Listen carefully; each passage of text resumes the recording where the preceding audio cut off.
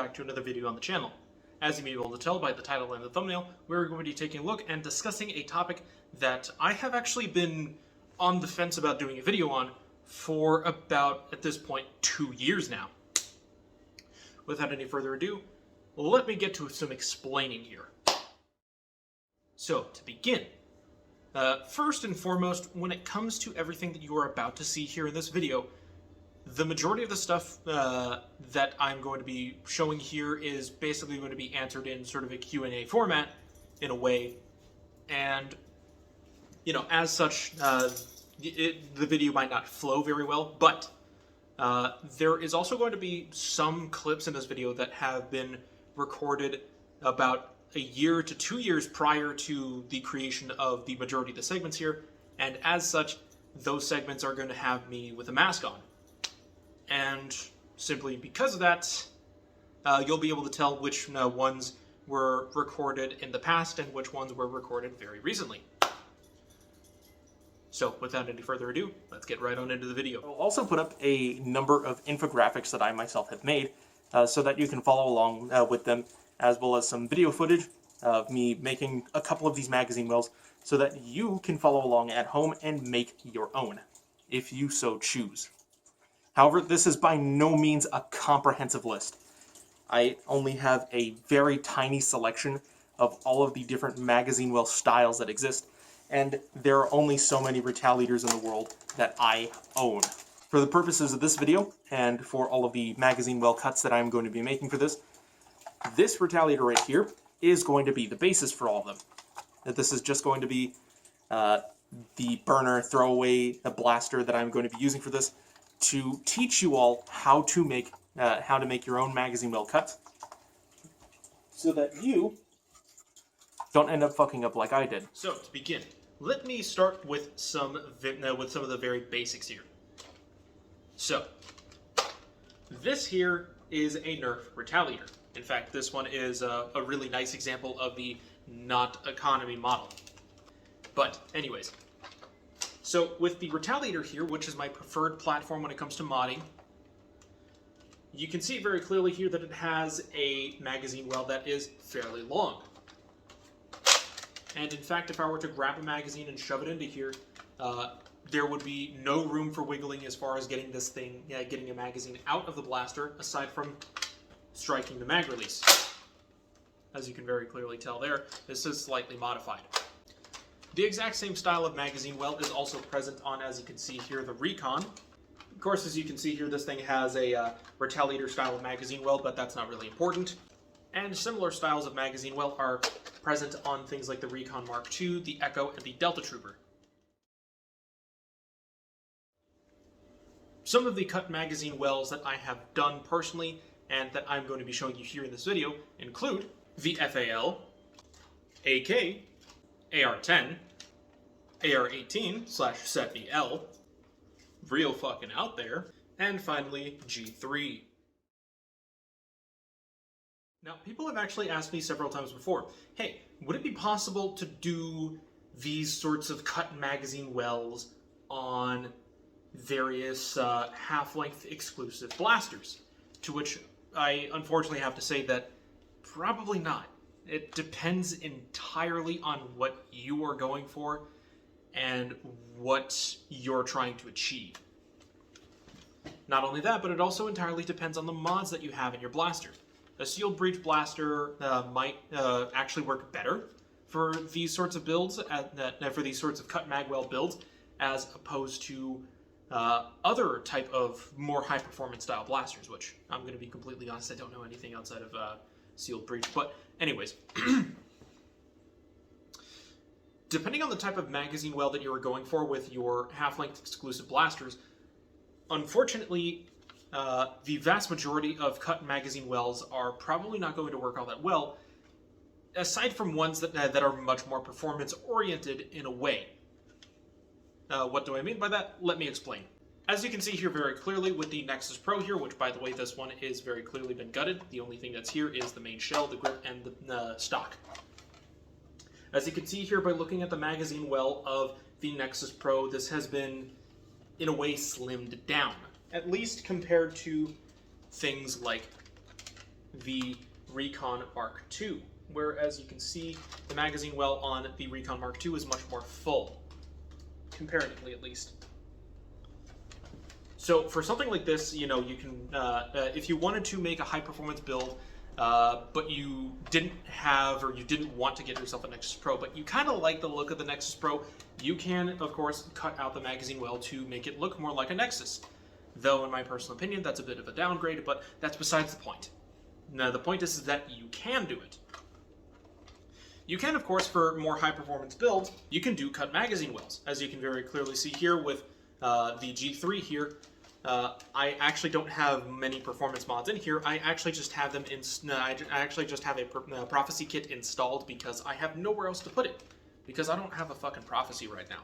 But regardless, you can have a very high performance build with a G3 style magazine well. That works just fine. Though if you really wanted to, you could actually do something very similar to, you know, you could do an AK style magazine well and then just make your own magazine adapter that fits in place of that, so that you can have what is essentially a KP9 style of build, or Vityaz style of build. Or if you really wanted to, you know, you have the infrastructure to do it, you can try and make yourself a PP19 style of high performance blaster, where you have a helical magazine that goes underneath and, you know, latches inside the magazine well, just like with the PP19. But if you're going for something like straight AK here, that's probably not going to cut it, because I have actually had a number of issues where the magazine would fall out of the blaster while priming, especially with the pump action AK. Cotton Candy here, as you can very clearly see, because of the pump action nature of this thing, even though that this isn't high performance, tends to have magazines fall out of the blaster, even though that my finger is either on the trigger or away from the magazine release. And the reason why is because while priming, while you may not think that you're thrashing the blaster around, if you have basically zero magazine well except for at the very rear to keep the magazine locked in place, then any sort of movement of that blaster that isn't even the little bit gentle is probably going to knock that magazine out of place and onto the ground. This is, of course, the exception with various longer style of cut magazine wells, such as this AR-10 style of magwell here, where regardless of the fact that this has been cut just a little bit, because there is a lot more material there, it keeps the magazine from falling out. For all of my FAL lovers out there, unfortunately I have some bad news for you. If you wanted to do a high performance build with an FAL style of cut magazine well, you're shit out of luck. It has a lot of the same problems as the AK style of magwell. It's just that you have just a little bit more material there to keep the magazine from falling out. So when it comes to more high performance builds where you want to have a cut magazine well, unless you are willing to put in the effort to put a locking catch at the front of your magazines to keep them from falling out, then you're probably not going to want to do these sorts of cut magwell mods for your high performance blasters. People have also asked me a number of times before, hey, Brezzy, what about doing these sorts of cut magwell blasters for, flywheelers? Well, when it comes to flywheelers and to a lesser extent AEGs, the reason why I personally prefer not to do cut magwells on either of those is for two very different reasons for either of them. So, beginning with AEGs, the reason why with AEGs you don't really want to have a cut magazine well is because unlike a typical Springer, where the breech is going to be closed almost all the time until you go to prime it, with an AEG, the breech is all the way at the rear all of the time until you go to fire. So let's say, for example, here, my hand right here is the magazine. And this right now, my finger right here, is the breech / bolt. It only goes forward to feed and fire around when it's going to go and fire. And then it retracts. While it is at the forward position, it is holding the magazine in place. And then when it gets to the rear, it isn't. The only thing that's supporting it is the magazine catch, which is holding the magazine in place. which if it's cut, and which if the magazine well is cut, and you are using, say, for example, an FAL or AK style of magazine well, then that magazine is going to fall out of the blaster with the slightest bit of jostling. In fact, it might even actually fall out as the breech is going forward, which is a very bad thing when it comes to actually playing with it in games, if you really care about that. When it comes to flywheelers, on the other hand, the reason why I prefer not to do it for flywheel blasters is actually twofold. So first and foremost, when it comes to flywheel blasters, there are typically two different types of orientations for your flywheels, either vertical or horizontal. There is usually very, very little reason for people to do anything other than these two 90 degrees here. When it comes to the vertical setup, there is just no way in hell that you are going to do it with 130 sized motors, which are typical for the hobby. Because if you do that, then you are liable to exposing way too much of the flywheel cage for a cut magazine well to even work. And even then, if it does still work, you have to consider the fact that, unlike with a Springer, the magazine isn't supported at all aside from at the very back. With a Strife, for example, which is probably the most common type of flywheeler out there, and the one that pretty much everybody bases their designs off of in a way, when it comes to a Strife style of blaster, with the way that the flywheels on that are set up, you can't cut away enough material for a rock and lock style to even work. However, when it comes to the horizontal setup, there is much more hope there. You can have the two motors spread far enough apart so that the magazine can clear out of the way, and you can have, if you really wanted to, you could have them set up the other way around, with the flywheels, with the motors pointing downwards, and the flywheels like this. You can still have the magazine get knocked out of the way, or if you wanted to do something more like the Pew Pew, with the way that it uses the motors off of drones, and you can have a much more successful cut magazine well there. However, the big issue with that is you run into the same issue that you do with AK and FAL style of cut magazine wells. Now, the reason why I keep on harping on those two is that even though that they are my favorite, as you can see very clearly here, there just isn't enough material to hold the magazine in place to the point where if this is open, the slightest bit of jostling can get magazines to fall out. So unless you have a second locking tab located on each and every magazine that you plan on using with those blasters, then you are shit out of luck. Same goes with AEGs. Now to begin some of the disassembly here so that, I can show you them magazine wells.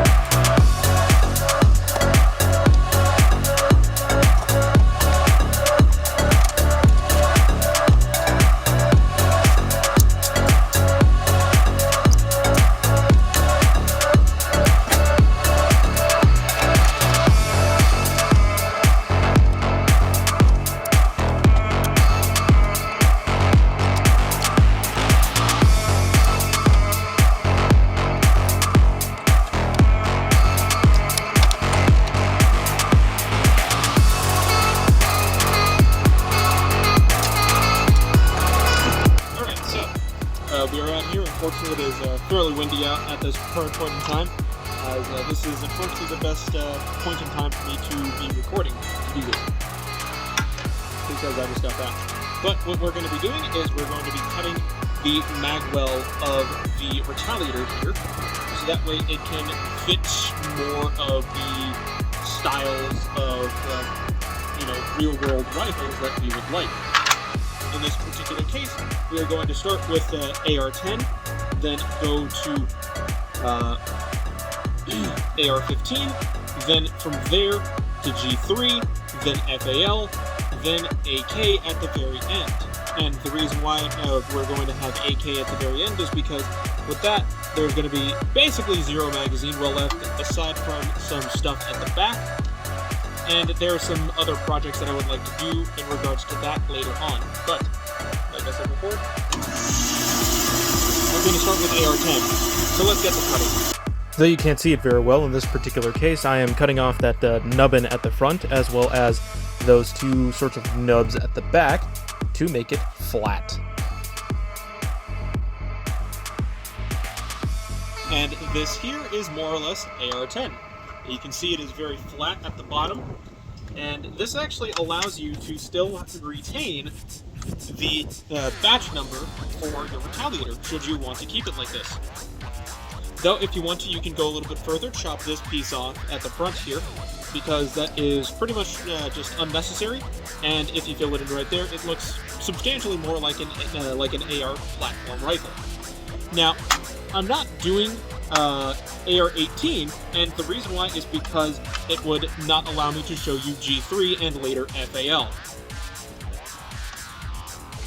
So, going back to the bandsaw here. And here we're just cutting about 15 degrees or so up from the original point. As you can see, the angle on that cut was very gentle, and it actually allows you to still retain the Nerf logo complete on one side. The other side, on the other hand, didn't fare all that well. The N, as well as that stripe at the bottom, got nicked. And there's, of course, a lot of deburring that you're going to have to do when doing this. But it doesn't really matter all that much. And you also get, if you really want to keep it like this, you get to keep these two pieces here. Or you can just keep the one that retains the batch number so that you can, put it on the blaster later on as like a serial number, I guess. But let's continue. So G3 is going to be just a slight variation on the AR-15 here. And we're actually going to cut across right to about here, where it stops at the F on this side, more or less. So, let's get to cutting.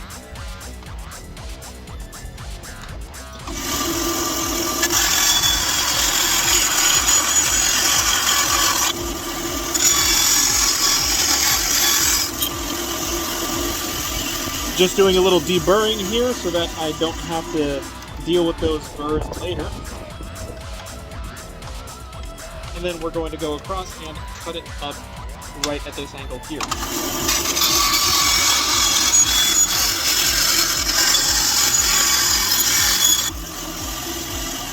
And this here, once you have gotten rid of this tab at the front right here, is more akin to that of the G3. Unfortunately, though, as you can see, the cut wasn't completely clean. But that is the basic G3 magazine well cut. And now to show you the FAL, which once again, the FAL is just a slight iteration of the G3 magwell in this particular case. So now we have to split these apart, so that way I can show you the FAL.